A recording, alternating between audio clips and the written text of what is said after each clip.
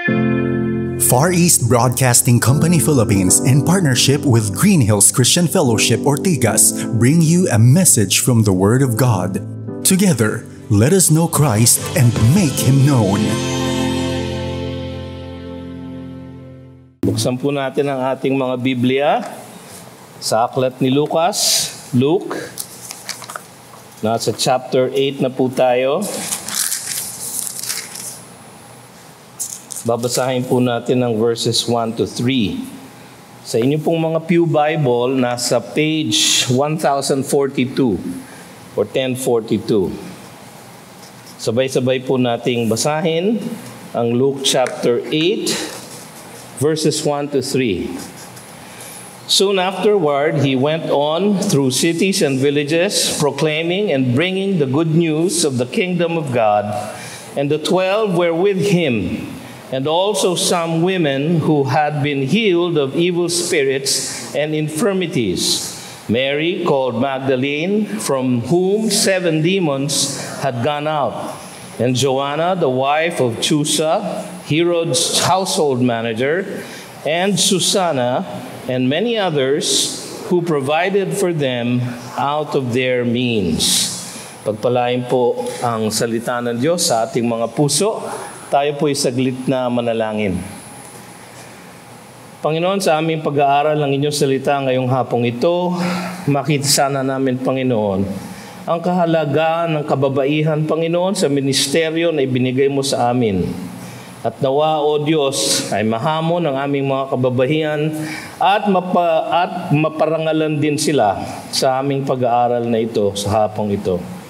Kayo po ang magbigay ng linaw sa aming pag-iisip at pagsunod sa aming mga puso.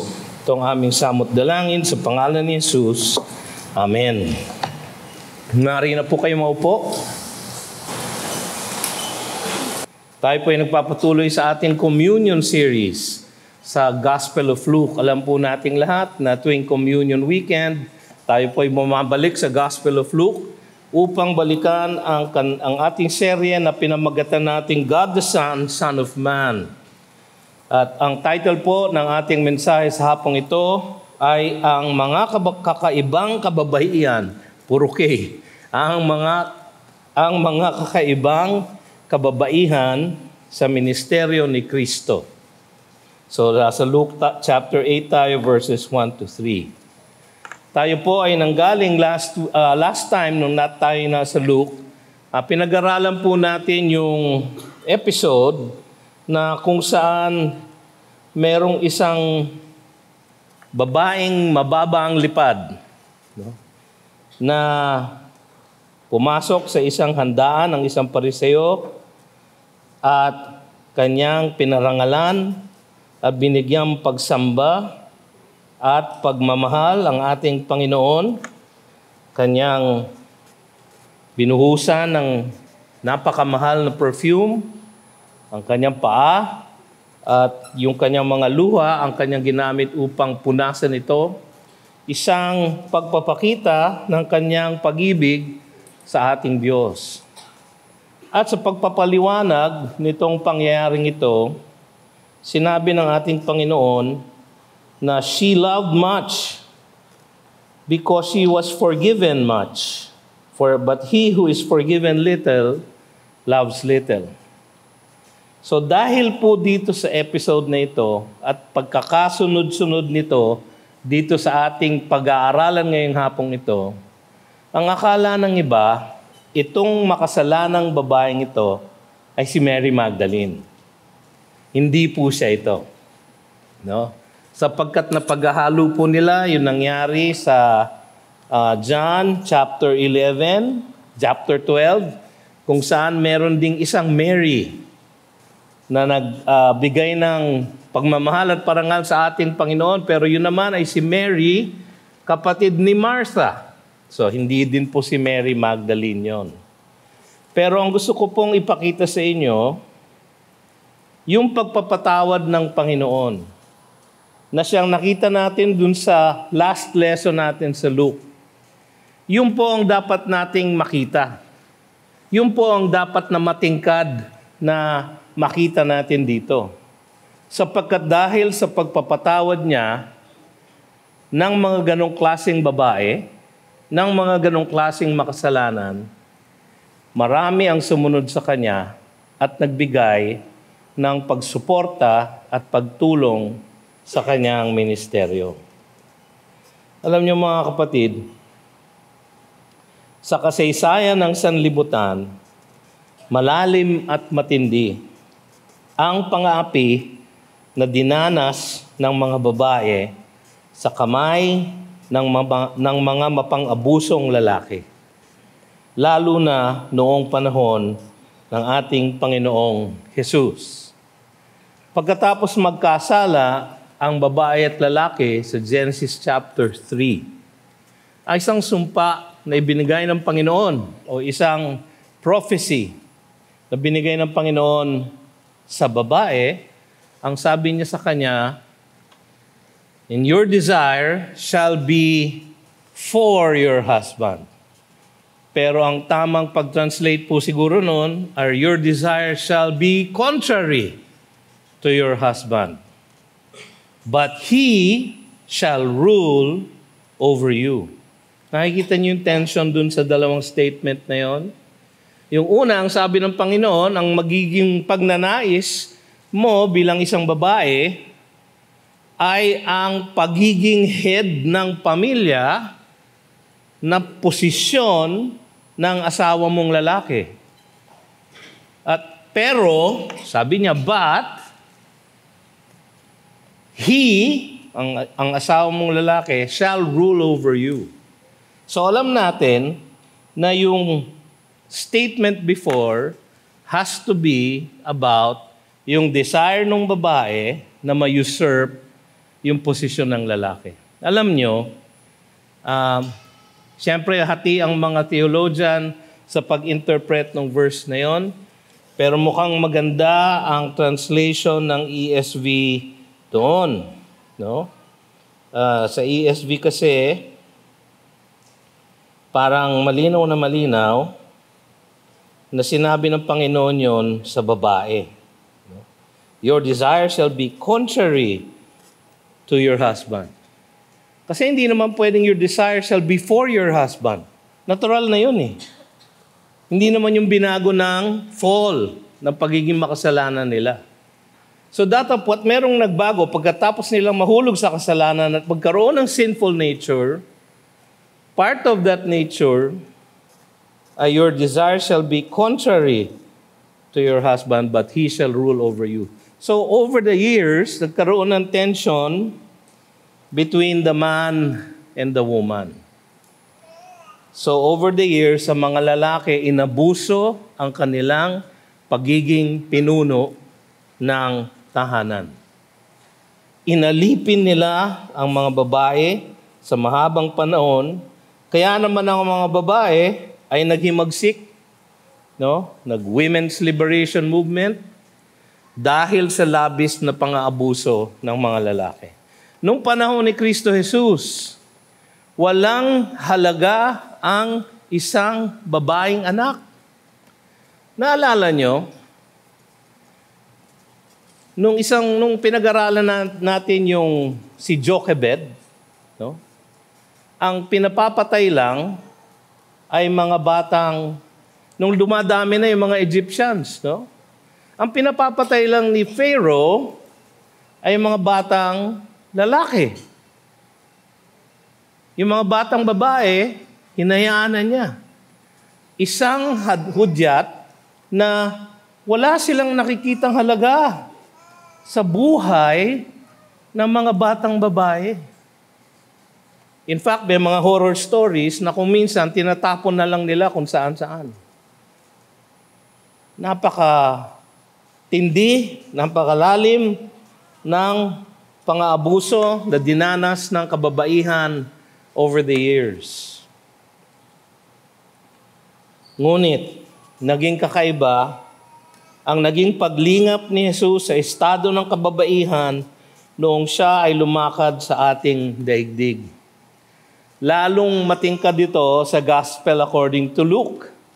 Sapagkat si Luke, marami siyang mga narration kung saan pinapakita niya kung gaano kaimportante ang mga babae sa buhay at ministeryo ng ating Panginoon. Sa lahat ng gospel writers, siya ang pinakamaraming mention tungkol sa role ng mga babae at value ng mga babae sa ating Panginoon. At siguro tama lang yun.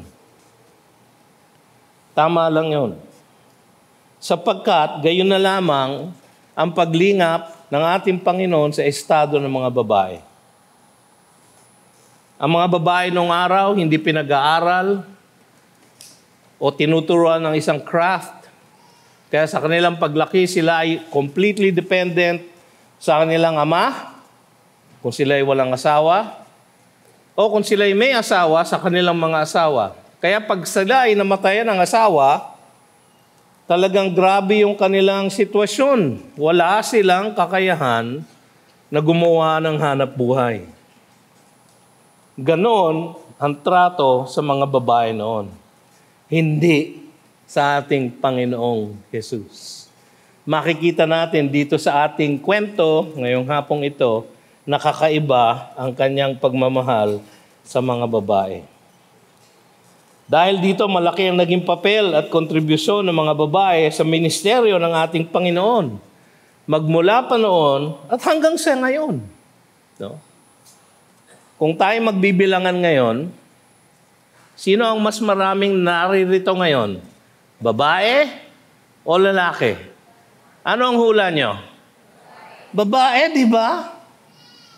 Kanina sa Sunday Bible School, binibilang ko mas maraming dihamak ang nag-aaral ng Biblia na babae kaysa sa mga lalaki.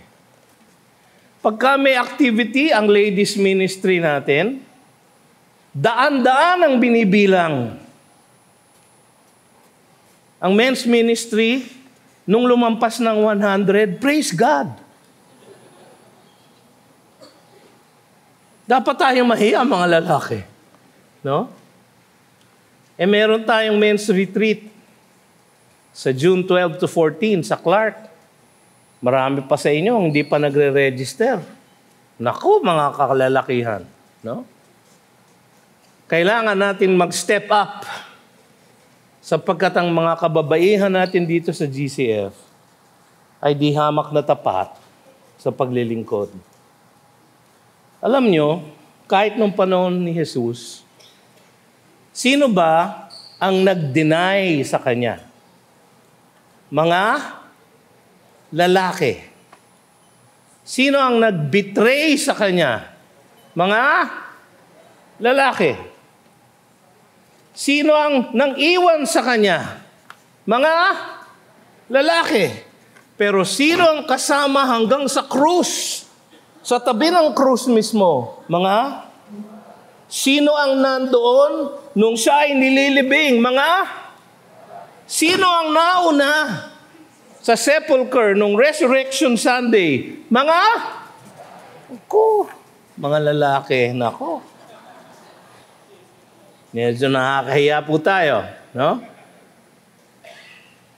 Napakahalaga po ng role ng babae sa buhay at ministeryo ni Jesus at sa ating church hanggang sa ngayon. Una, tignan natin ang ministeryo ni Jesus kung ano siya. Ang ministeryo ni Jesus ay ang pamamahayag ng mabuting balita ng kaligtasan sa lahat ng maaabot nila noon. Verse 1, soon afterward, he went on through cities and villages, proclaiming and bringing the good news of the kingdom of God, and the 12 were with him. Una natin makikita dito, meron siyang isang misyon ng pagpapahayag sa lahat ng mga abot na lugar. Soon afterward. Ano yung afterward? Pagkatapos nung episode dun sa bahay ng Pharisee. No? Soon afterward. Di natin alam kung gaano ka-soon, pero soon afterward, he went on through cities and villages. Yung pong phrase na yon, makikita natin sa iba't ibang parts ng Gospel of Luke.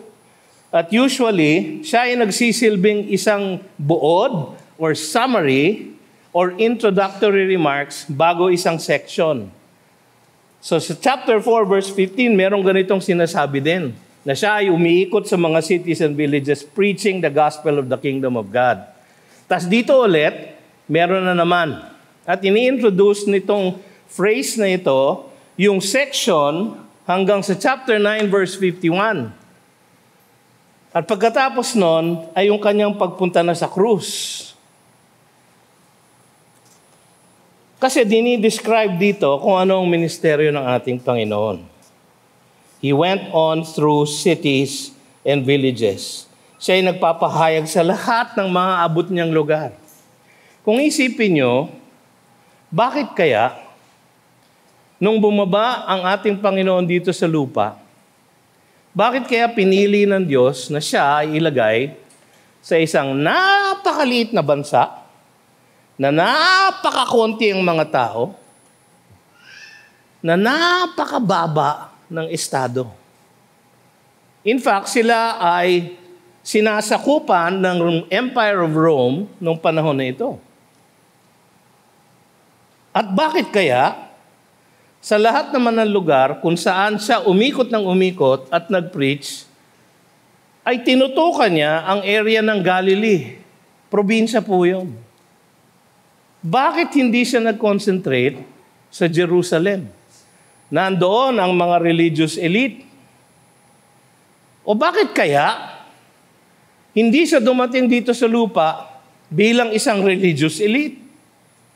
Siguro dapat sa Rome para lalong malawak ang kanyang impluensya. Ang pagkakaalam natin bilang mga tao, para maging effective ang isang ministry, kailangan malawak. Kailangan malawak. Pero ang Diyos hindi. Si Kristo Jesus, sabi niya, kailangan malalim. Kailangan malalim. At yung lawak, ang Diyos na ang gagawa. Kahit na gayon ang ginawa ng ating Panginoon, sinunod niya lang ang kalooban ng Ama. Sinasabi niya palagi sa John, I have come to do the will of the one who sent me. Paulit-ulit siya. At ito ang will ng Panginoon, na siya ay mag-concentrate sa Galilee. Sa Matthew 9:35, and Jesus went throughout all the cities and villages, teaching in their synagogues and proclaiming the gospel of the kingdom and healing every disease and every affliction. Sa Luke 13:22, he went on his way through towns and villages, teaching and journeying toward Jerusalem. Ganon ang kanyang ministeryo. At iisa lang ang kanyang mensahe, ang pagdating ng kaharian ng Diyos. Pareho sila ng gospel ni John the Baptist. Nung si John the Baptist ay nag-appear, ang kanyang isinisigaw, repent, for the kingdom of God is at hand. Malapit na. Nung dumating si Jesus, sabi niya, repent, for the kingdom of God is here. Bakit niya sinabing here? Kasi nandun na siya. Siya yung king eh. Ano ba yung ibig sabihin ng gospel of the kingdom of God? Bakit siya good news? Sapagkat kung wala ang paghahari ng Diyos sa mundong ito, lalong mas grabe ang sitwasyon ng kasamaan sa ating mundo. Ang tanging lunas lang sa lahat ng kaguluhan na ating dinadanas ay ang paghahari ng Diyos sa buong mundo. Ganon siya nagumpisa. Ganon ang balak niya. Pero si Adam at si Eve may ibang opinyon. Iba ang kanilang ginawa. Hindi sila sumunod doon sa paghahari ng Diyos sa kanila. Isang commandment lang binigay sa kanila. Sa lahat ng prutas dito, isa lang. Ito lang. Ito lang, huwag niyong kakainin. Lahat pwede niyong kainin. Hulaan niyo kung ano kinain. Yung pinagbabawal pa. So talagang parang tinuligsa nila ang paghahari ng Diyos. At mula noon, downward decline na ang buong sanlibutan. Mga kapatid, ang kanyang good news ay isang malinaw na mensahe ng kaligtasan sa pamamagitan ng pananalig sa ating Diyos na tagapagligtas. Proclaiming and bringing the good news of the kingdom of God. Sa Luke 4:43, sabi ni Jesus, I must preach the good news of the kingdom of God to the other towns as well, for I was sent for this purpose. Napaka-importante ng kingdom of God. Ano ba ibig sabihin nun? Maraming ibig sabihin yun. Una sa lahat, it is a realm where God rules. So pwede siyang physical place. In the future, it will be a physical place. Pero in one sense, ang kingdom of God ay ang kanyang paghahari sa mga taong kanyang hinirang at niligtas. Kaya sa Matthew 6:33, ang kanyang wika, but seek first the kingdom of God and His righteousness, and all these things will be added to you. Kasi nababalisa ang mga tao. Hirap na hirap sila sa buhay nila nung araw. At marami silang mga pag-worry. Sabi ng Panginoon, seek first the kingdom. Maging tama muna ang inyong kaugnayan sa hari. Magpasakop kayo sa kanyang paghahari. Tanggapin ninyo ang kanyang righteousness. Ang kanyang righteousness na pinadala ay si Kristo Jesus. Dahil He lived a righteous life, yung righteous life na yon ang kanyang ino-offer sa atin na ating tanggapin. And then He died a sinless death. Yung sinless death na yon ang kanyang inaalok sa atin na atin ding tanggapin. At sa ating pananalig sa Kanya, ang kanyang righteousness at ang kanyang sinless death ay i-credit sa ating account. Yung po ang kingdom of God. Good news po talaga yon. Sa Matthew 10:7, inutusan niya ang kanyang mga disipulo, as you go saying, the kingdom of heaven is at hand. So ang kanilang mensahe ganun pa rin. Sa Matthew 24:14, nagbigay siya ng hula, and this gospel of the kingdom will be proclaimed throughout the whole world as a testimony to all the nations, and then the end will come. Alam nyo, paano kaya nangyari yun? Nandun lang sila sa Galilee. In fact, nung siya ay nag-resurrect at kinausap niya ang kanyang mga disipulo sa Acts chapter 1, ang sabi niya sa verse 8, but you will receive power when the Holy Spirit has come upon you, and you will be my witnesses in Jerusalem and in all Judea and Samaria and unto the end of the earth. Sabi niya, ito ang trabaho nyo. Ako sa Galilee lang at saka sa Judea nakarating. Pero kayo, kailangan ninyong maging saksi up to the ends of the earth. Nasunod kaya?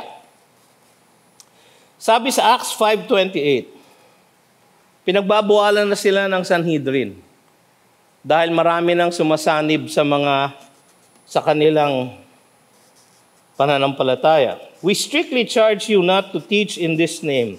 Yet here you have filled Jerusalem with your teaching. You have filled Jerusalem with your teaching. Punong-puno na ang buong syudad ng ito, ng inyong pangangaral. Libo-libo na ang naging kaanib ng Kristyanismo. Pero pinagbawalan namin kayo na huwag niyong gawin yan. Pero puno na ang Jerusalem. Ano ang unang lugar na sinabi ni Kristo na tayo maging saksi? Jerusalem. So check. Acts 8:14. Now, when the apostles at Jerusalem heard that Samaria had received the word of God, they sent to them Peter and John. Ano yung susunod na sinabi ni Jesus? Jerusalem and Judea and Samaria. Sa Acts 8, nasa Samaria na sila. So, aba, nagkakatotoo. Umabot kaya sa buong mundo? Acts 17:6. Ang sabi doon, sila ay tinutuligsa. And when they could not find them, they dragged Jason and some of the brothers, mga Kristiyano ito, before the city authorities, shouting, "These men who have turned the world upside down has come here also." Nasa na ang gospel? Nasa world na. Nakarating hanggang sa sentro ng empire, sa Rome. At sa iba't ibang parte pa ng mundo. Nag-umpisa sa maliit, lumago, lumago, lumago. Dahil sa kapangyarihan ng kanyang mensahe. Ito ay isang ministeryo na kanyang isinagawa sa pamamagitan ng mga tinawag at niligtas na mga alagad. Sabi niya sa John chapter 3 verse 3, sabi niya kay Nicodemus, "Truly I say to you, unless one is born again, he cannot see the kingdom of God." So nagtataka si Nicodemus kasi sa buong buhay niya, it was all about what he has to do. Biglang, hindi ko kaya itong born again. Hindi ko kayang i-born again ang sarili ko in the same way na hindi ko kayang ipanganak ang sarili ko physically. John 3:16, "Whoever believes in Him should not perish." Yung pagiging born again, nagre-resulta sa belief in Him. John 3:36, "Whoever believes in the Son has eternal life." Sa Acts 1:3, nung siya ay nagstay muna sa mundo, bago siya nag-ascend. No? He presented himself alive to them after his suffering by many proofs, appearing to them during 40 days, speaking about the kingdom of God.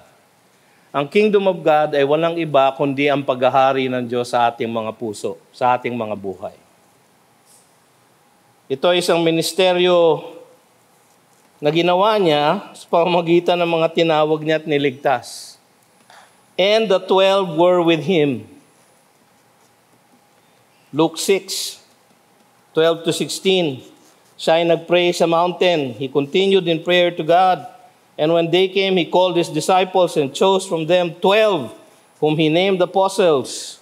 Alam niyo na ako ng mga pangalan nila. Inulit-ulit ito sa Acts 1:13. Nung sila ay nasa upper room at si Jesus ay nag-resurrect na, nandun pa rin yung 12 minus 1. Wala na si Judas. Pero sila ay nanalangin at pinalitan siya ni Matias. So sila ay naging 12 ulit. Sapagkat may pangako sa kanila ang Panginoon, sabi niya sa Matthew 19:28, "Truly I say to you, in the new world, when the Son of Man will sit on his glorious throne, you who have followed me will also sit on 12 thrones, judging the 12 tribes of Israel." Actually, sa Revelation 21:14, ito yung picture ng end of days. And the wall of the city had 12 foundations. Ito yung New Jerusalem. And on them were the 12 names of the 12 apostles of the Lamb. Paano sila nakarating sa ganon? Tignan nyo composition nila. Mga mangingisda sa Galilee. Mga BIR examiner, si Matthew, isang traitor sa kanyang bayan, ngunit binago ng Panginoon. Isang miyembro ng Kabataang Makabayan, si Simon the Zealot, isang revolusyonaryo, no? Kaya may pag-asa kaming mga revolusyonaryo. Hindi ito yung grupo ng tao na magbibigay ng success. Kung sila ay i-assess ngayon sa ating mga leadership institute, hindi po sila papasa. Ngunit ito ang ginamit ng ating Panginoon, a motley crew of 12 men, all sinners saved by grace. Mga kapatid, sa atin na naglilingkod sa Kanya, madalas po akong tinatanong pag ako'y magsasalita sa isang lugar, ano po ba ang introduction namin sa inyo? Hinanap po namin sa LinkedIn ang inyong profile. At ito po ang nakalagay. Napakahaba po. Marami na po kayong nagawang pinsala. No? Ano po ba ang introduction namin sa iyo? Sabi ko, kalimutan mo na yan. Sapagkat sa harap ninyo, ako ay isang sinner saved by grace lamang. Wala po akong ibang accomplishment. At dapat sa lahat po tayo ganoon. Kasi lahat ng 12 na yon, ganoon sila. Bueno, tignan natin yung mga kasama nila. Ang mga kababaihan ay naging mahalagang bahagi ng pagpapatuloy ng misyon ng ating Panginoon. Verses 2 and 3. And also, so in the 12 where we were with Him, yung previous phrase, and also some women who had been healed of evil spirits and infirmities. Tapos sa ESV, may nakalagay na colon. Ang ibig sabihin, enumeration yung susunod. No? Mary, called Magdalene, from whom 7 demons had gone out. Ba, may sa demonyo ang unang kasama nilang babae. No?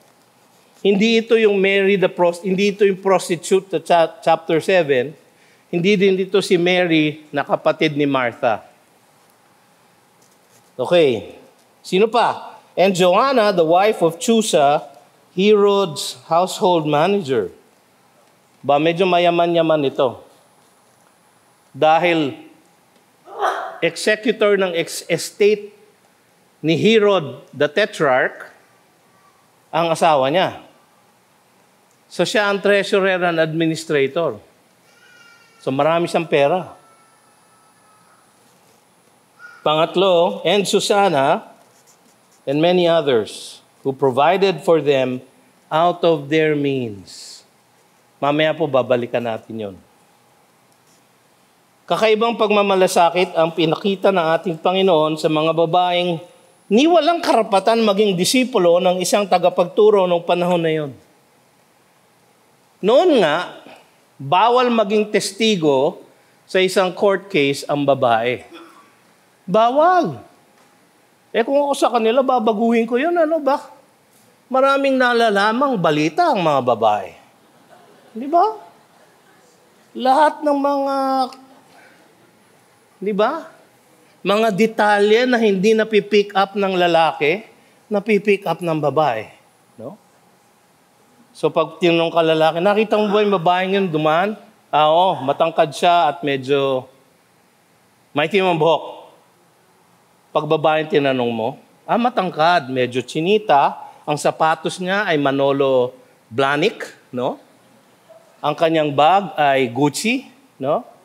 Na ang presyo noon, mga $1,350. No? Ganyan ang babae. Pero hindi tinatanggap sa court ang testigo ng isang babae. Hindi pinag-aaral ang isang babae. Kung sila ay nakapag-aral, ito ay dahil sa sarili nilang pagsisikap. Pero ang ating Panginoon ministered to them. They were healed of evil spirits and infirmities.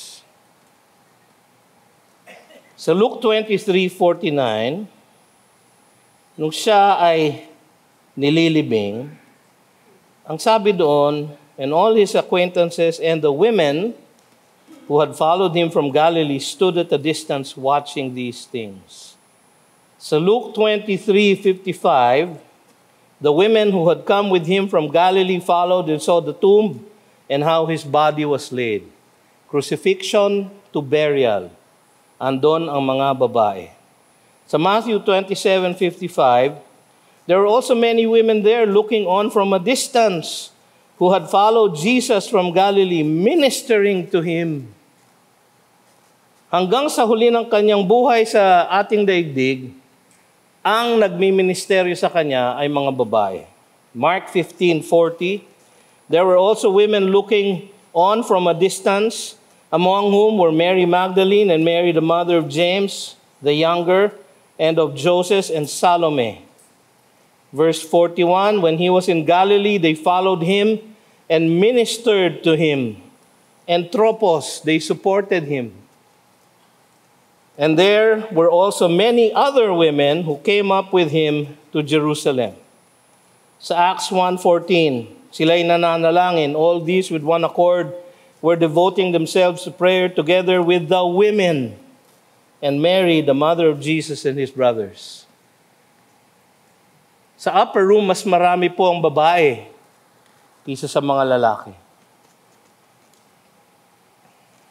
Ito po ay dahil sa pagmamahal na pinakita ni Jesus sa kanila. So kakaibang pagmamalasakit ang pinakita ni Jesus sa kanila. At sila ay nag-respond with devotion. Kababaihan ng iba't ibang katatayuan. Isa-isayin natin yung in-enumerate ni Lucas. Nagmula sa pagkaalipin ng mga demonyo, Mary called Magdalene, from whom 7 demons had gone out. Si Mary po, kasi galing po siya sa Magdala. Yun po ay isang town. Kung itong Lake of Galilee, Sea of Galilee, no? North, east, west. In your perspective. Ang Magdala po ay nasa west. Ang Capernaum po nandito. Mga half a day's journey from Capernaum, ang Magdala. Yung Magdala po, kilala ng isang lungsod ng mga babaeng mababa ang lipad. Kaya akala ng marami, si Mary ay yung prostitute na nasa chapter 7. Dahil galing po siya sa Magdala. Ito ay isang case ng sexual profiling. No? Nagkamali po sila. Wala pong ebidensya tayo sa scripture na si Mary ay isang makasalanang babae. Pero siya ay sinaniban ng 7 demonyo. Hindi po natin alam, wala pong description kung ano nangyari sa kanya, kung anong background, bakit kaya nangyari yun? Kung manonood po kayo ng TV series na The Chosen, meron pong isang episode doon tungkol sa past ni Mary Magdalene. Iba po ang pangalan niya doon. Hindi po biblical yon. Huwag po kayong maniniwala. Baka mas mabuti, huwag na kayong manood. Pero sa Matthew 27:56, siya po ay kasama ni Mary, the mother of Jesus, sa tabi ng krus. Sa Matthew 28:1, siya ang nauna sa tomb. Sa John 19:25, siya ay nakatayo sa gilid ng krus. Sa John 20:1, siya ang nauna sa sepulcher. Sa John 20:18, siya ang unang nakakita sa ating Panginoon after His resurrection. At siya ang binigyan ng pribilehyo ng ating Panginoon na dalhin ang balita na iyon sa kanyang mga alagad. Ang ating Panginoon, alam naman niya na hindi pinaniniwalaan ang testigo ng isang babae. Pero kahit na gayon, si Mary ang binigyan niya ng trabaho na ito, ibalita mo sa aking mga alagad na ako ay nabuhay na maguli.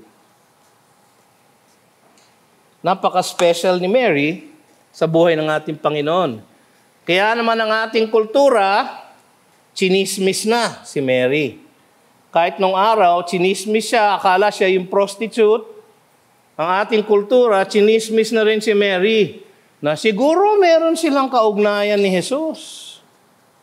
Hindi ba sa Da Vinci Code, siya daw at si Jesus ay mag-asawa? Blasphemy po yun. Blasphemy. Binasa ko po yung libro. Pinanood ko po yung pelikula. Umikot po ang sikmura ko doon sa katotohanan na kanilang ibinibigay doon. Kasi kasinungalingan po yun. Wala pong ibang relationship si Mary kay Jesus kundi bilang isang disipulo. Isang matapat na disipulo. Sa Mark 16:9, ang wika doon, now, 16:9, He appeared first to Mary Magdalene, from whom he had cast out 7 demons. That's the only other reference dito sa 7 demons ni Mary. Alam po natin na we do not deal with flesh and blood. We battle with spirits, no? Evil spirits. Meron pong katotohanan yon. Pero ang mga Kristiyano po na ini-indwelt ng Espiritu ng Diyos ay hindi kailanman pwedeng maposes ng isang demonyo. So huwag kayong matakot. Huwag kasi kayo manunood ng mga The Exorcist. Ang hilig nyo kasi manood eh. No? Di ba? Mga tao, parang, ano yan? Nakakatakot. Tapos nakatalukbong. Eh bakit ka nanonood? Eh nakakatakot pala. Kasi nungalingan po ng demonyo yun. Pinapasabi niya sa atin na siya ay nakakatakot. Pero ang demonyo po, mga kapatid, ay kahali-halina. Hindi po siya nakakatakot katulad na nakikita natin sa pelikula. Palagay ko, iniimpluwensyahan ng demonyo yung mga taong nagpapapelikula na ganon upang hindi natin isipin na siya ay kahali-halina.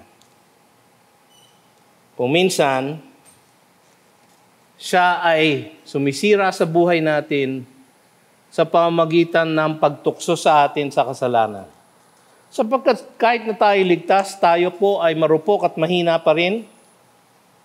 At ang hinahanap na lang ng demonyo sa atin ay damay. Siya po ay talo na. So siya po ay naghahanap na lang ng damay. Nagmula sa mataas na antas ng lipunan, si Joanna, the wife of Chusa, Herod's household manager. Siya po ay nabanggit muli sa Luke 24:10. It was Mary Magdalene and Joanna and Mary, the mother of James, and the other women with them who told these things to the apostles. Isa po siya sa naghatid ng resurrection story kasama ni Mary Magdalene. Siya po ay wife ng tresurero ni Herod. Hindi po natin alam kung paano siya naging kasama sa grupo nila Mary Magdalene. Pero isang clue natin is that yung ating Panginoon sa kanyang paglingap sa mga babae, there were those who were healed of evil spirits and infirmities. Maaaring siya ay napagaling dahil sa isang sakit at maaaring dahil doon, siya ay nakakilala sa Panginoon. Dahil marami pong pinagagaling ang Panginoon natin noon. Pero kakaiba yung merong mga disipulong babae, ang isang rabbi. Kakaiba po yun. Hindi po yung katanggap-tanggap nung panahon na yun. Wala pong pakialam ang ating Panginoon. Mahal niya ang mga kababaihang ito. Sila ay kanyang pinatawad, katulad ng babae sa chapter 7. Sila ay kanyang pinagaling, katulad nitong mga babaeng ito. At dahil doon, sila ay nagbigay ng suporta at paglilingkod sa ating Panginoon. Yung who provided for them out of their means, matimbang po yun. Ibig po sabihin, ang nagsuporta ng daily needs ng mission group ni Jesus, siya at yung 12, ay yung mga babae. Out of their means. So ibig sabihin, si Mary Magdalene, si Joanna, si Susana at yung iba pa, ay merong means. Since walang sariling trabaho ang mga babae noon, at sila'y umaasa lang sa kanilang mga tatay o sa kanilang mga asawa, itong mga babaeng ito, maharahil, like si Mary Magdalene, marahil is from a family with means. At yung kanyang sustento mula sa kanyang father ay kanyang ibinibigay para sa ministeryo ni Jesus. Si Joanna naman, ang kanyang asawa, ay mayaman, si Chusa, na administrator ni Herod, the Tetrarch. Datapwat ang kanyang sustento mula kay Chusa ay kanyang ibinibigay kay Jesus. Meron po ako naisip na isang detalye. Ngayon ko lang naisip. Sa Acts 13, chapter 1. Meron ako nakitang pangalan doon. Now there were in the church at Antioch prophets and teachers. Ito yung mga leaders ng church at Antioch. Barnabas, Simeon, who was called Niger, Lucius of Cyrene, Manaen, a lifelong friend of Herod the Tetrarch. Aba! May kaibigang matalik si Herod na naging believer at naging elder ng church sa Antioch. Paano kaya siya nakakilala? Malayo kayang isipin na nakakilala siya dahil yung kanyang kaibigan na si Chusa ay may asawang mananampalataya na pinagaling ni Jesus at nanampalataya sa kanya. At dahil doon, maaari kayang nahabahaginan siya ng mabuting balita ng kaligtasan. At siya ay nakakilala din kay Jesus. At dahil pinersecute ang mga Kristiyano sa Jerusalem, napadpad siya sa Antioch, sa Syria. May kwento na ako kagad, no? Pwede pong mangyari yun. Ako naniniwala ako na baka nangyari yun. So wag natin tawaran si Joanna. Baka pagdating natin sa langit, meron tayong matalisod na Joanna. Tanungin natin kung ano nangyari kay Manaen. Siguro sinera niya ng gospel.